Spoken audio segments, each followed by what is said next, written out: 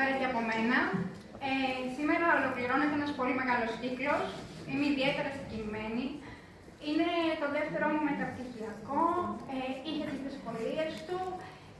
Θέλω να ευχαριστήσω όλη την υπέροχη ομάδα που με εμπιστεύτηκε, που κατάφερα να τους εκπροσωπήσω σε δύσκολες καταστάσεις.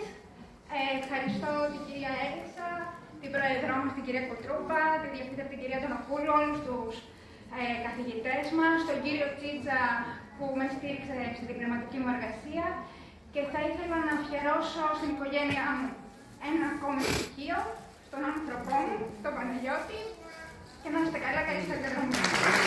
Μπράβο κοπέλα μου, μπράβο.